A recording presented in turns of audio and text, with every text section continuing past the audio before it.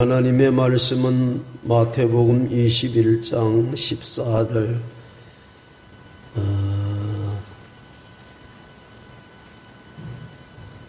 18절 말씀부터 22절 말씀까지 보겠습니다. 마태복음 21장 18절에서 22절 말씀까지 교독하겠습니다. 신약 성경 35면 마태복음 21장 18절에서 22절의 말씀입니다. 이른 아침에 성으로 들어오실 때에 시장하신지라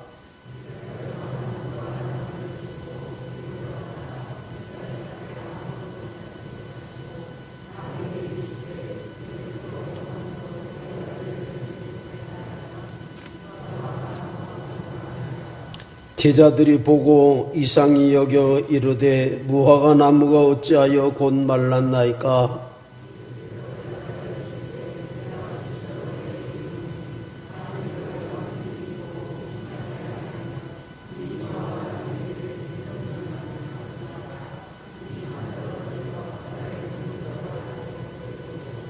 함께 하십니다. 너희가 기도할 때 무엇이든지 믿고 구하는 것은 다 받으리라 하시니라.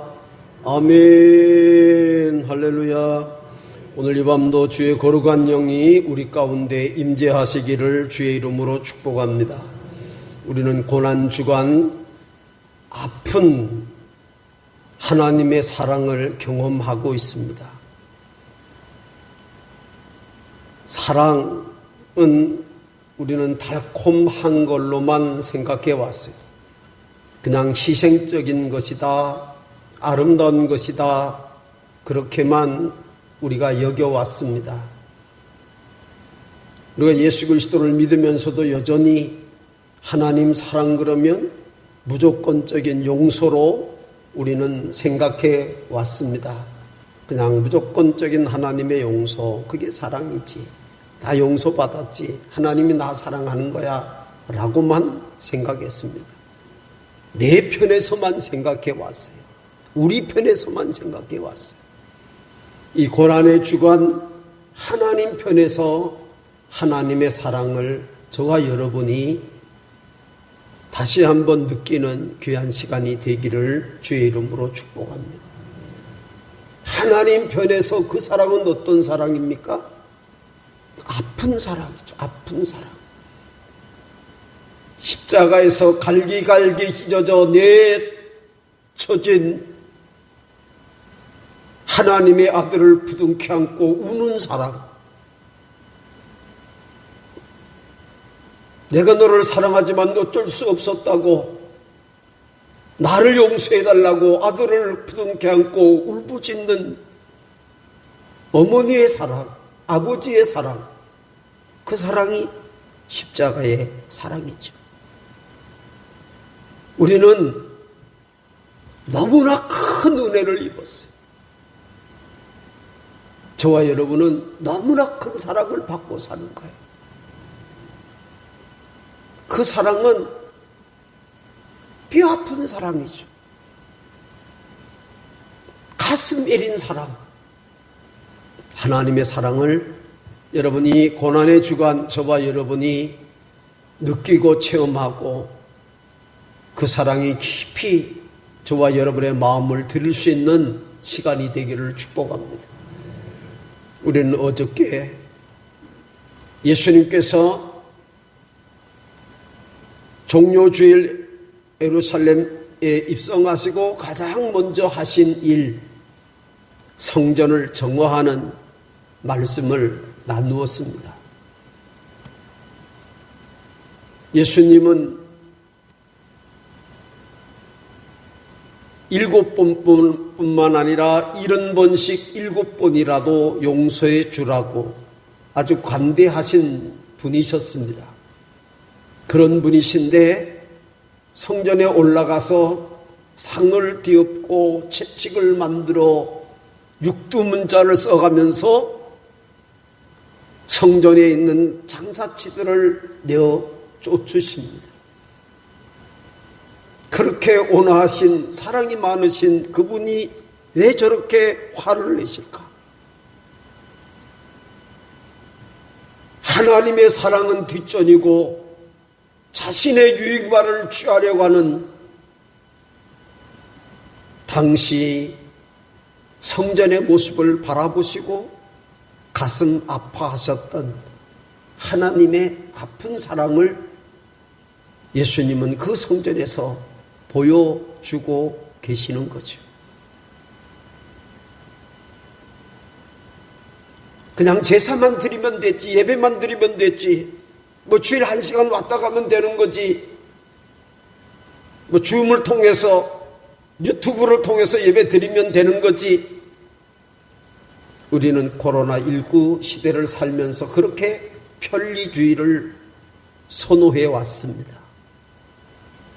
여러분, 신앙은 편리주의가 아니고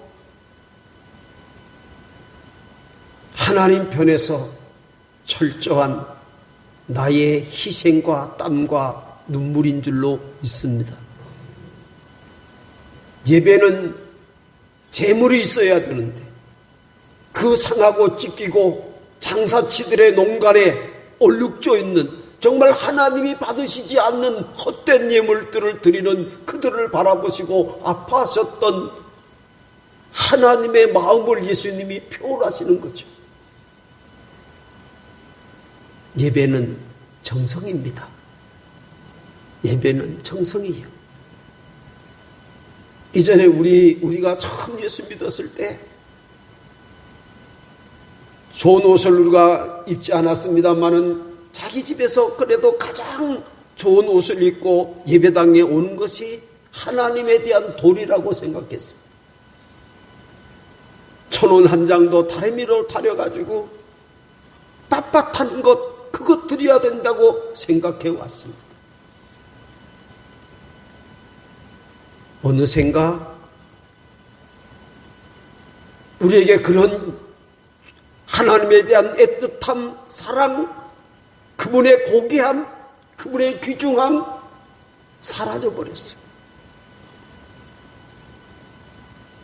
이 고난주간을 통해서 다시 한번 저와 여러분이 우리의 신앙의 옷깃을 여밀 수 있게 되기를 축복합니다. 열심 중요한 겁니다. 기도 중요한 것입니다.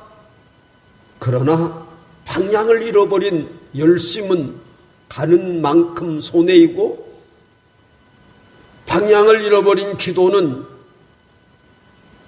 중언부언이 될 수밖에 없는 것이죠. 기도하되 어떤 기도를 하느냐? 솔로몬처럼 하나님의 마음에 맞은지라. 저와 여러분이 먼저 그의 나라와 그의 의를 구하는 기도. 내가 기도할 일들이 많이 산적하게 쌓여있습니다. 나의 문제 때문에 기도할 일들이 산적하게 쌓여있습니다. 그럼에도 불구하고 하나님과 나와 영적인 관계에서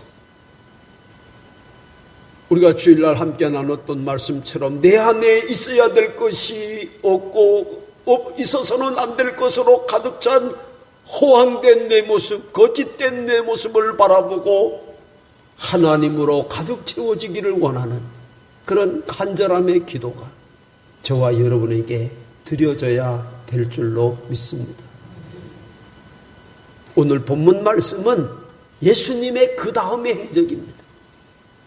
다음날 예수님은 아침 일찍이 제자들을 데리고 아침 식사를 하실 양으로 제자들을 데리고 가시다가 무화과 나무 앞에 서게 됩니다. 무화과가 나무가 있는데 잎이 무성합니다.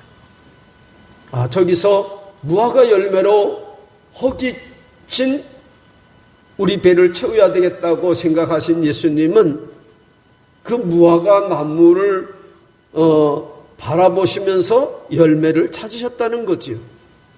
그런데 열매가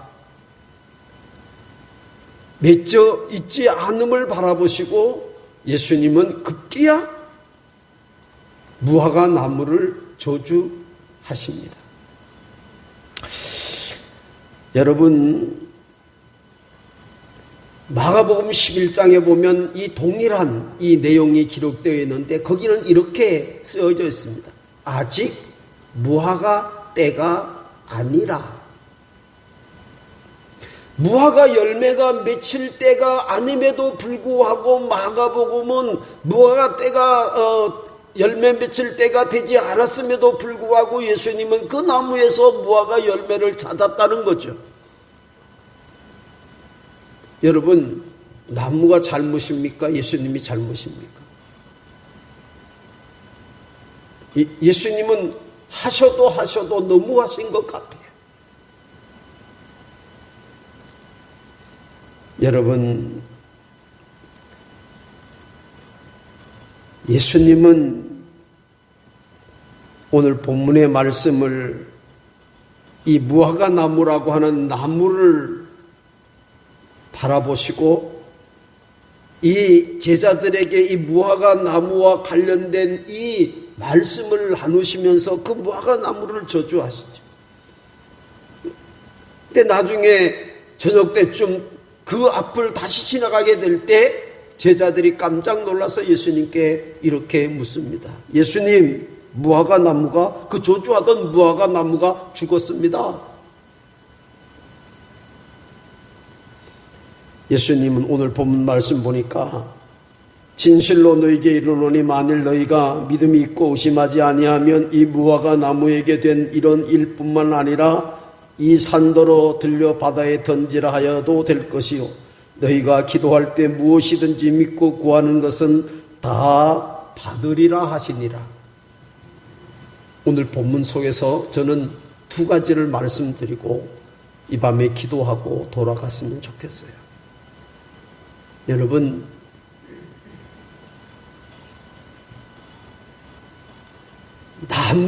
무화과 나무의 본질이 뭡니까? 무화과 나무의 본질은 무화과를 맺는 것입니다. 본질을 잃어버린 무화과 나무에 대한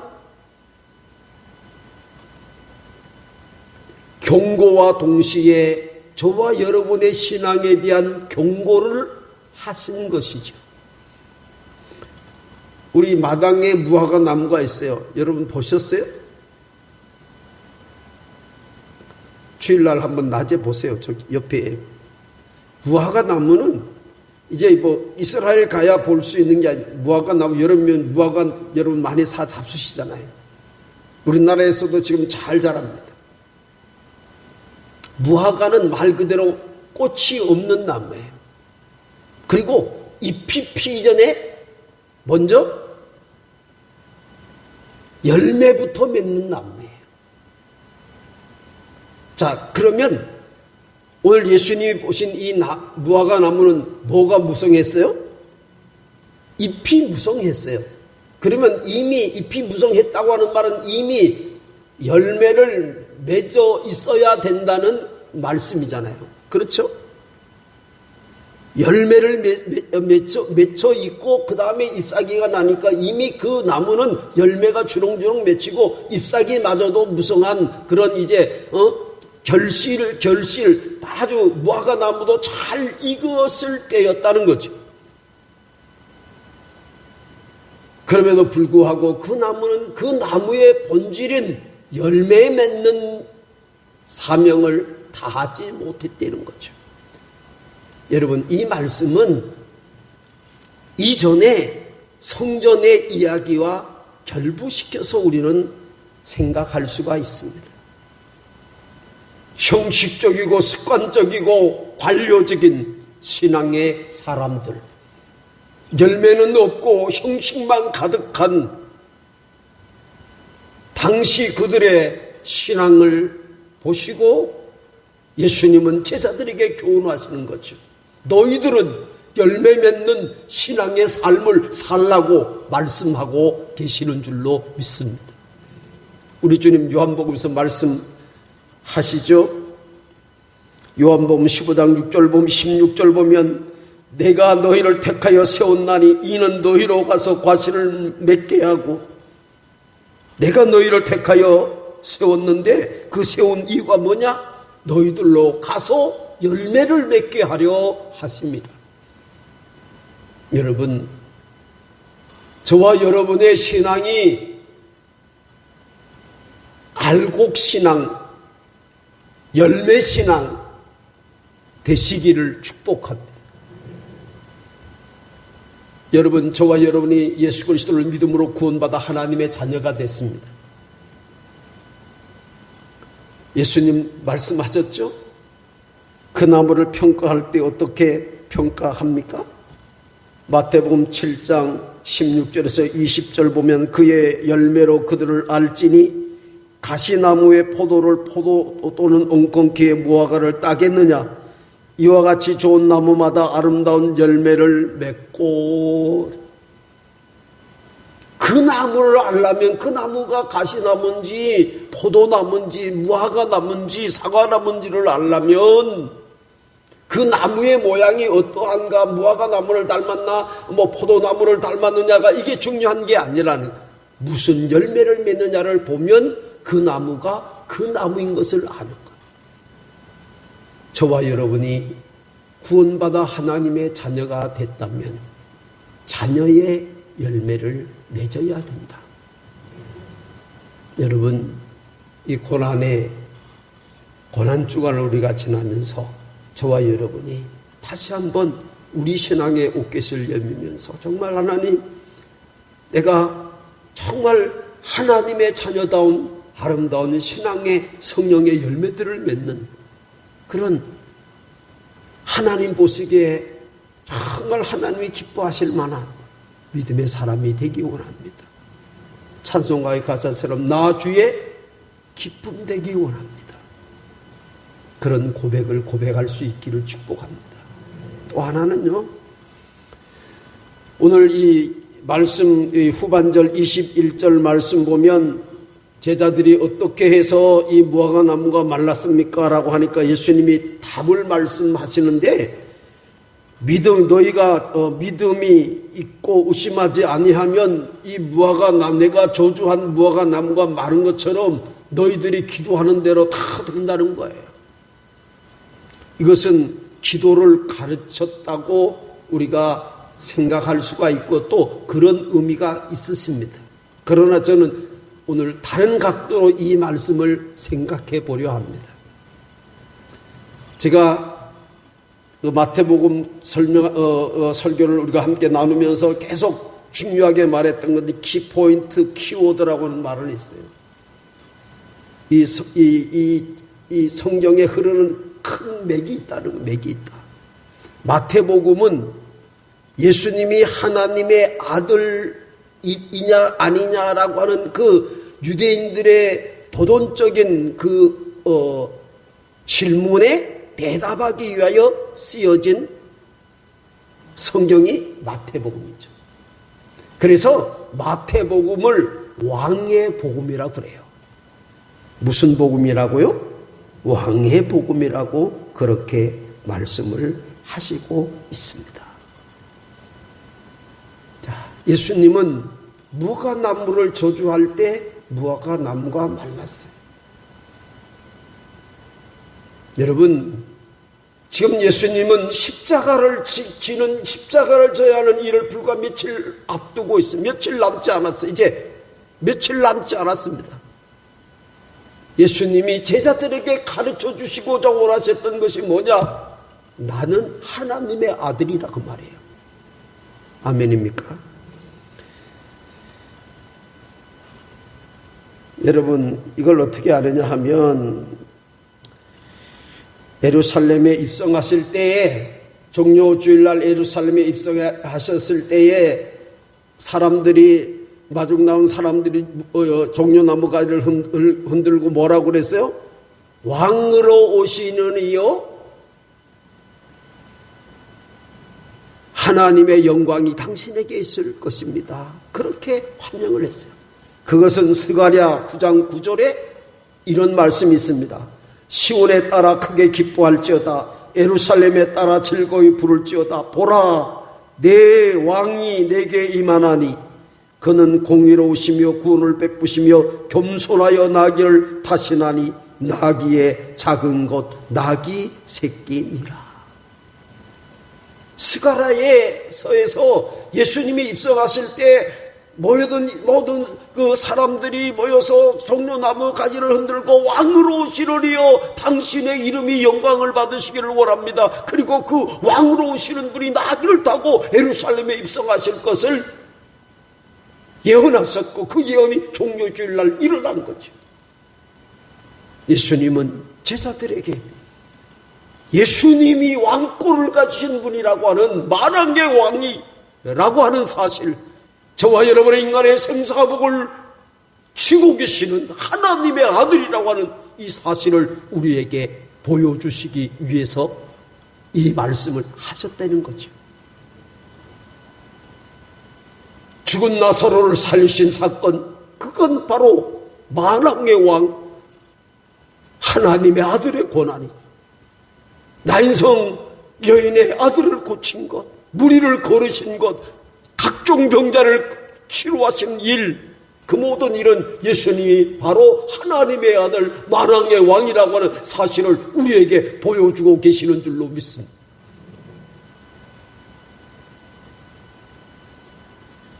그분이 만왕의 왕이시고 저와 여러분의 생사국을 쥐고 계시는 분이라고 하는 사실을 저와 여러분이 오늘 고백해야 합니다.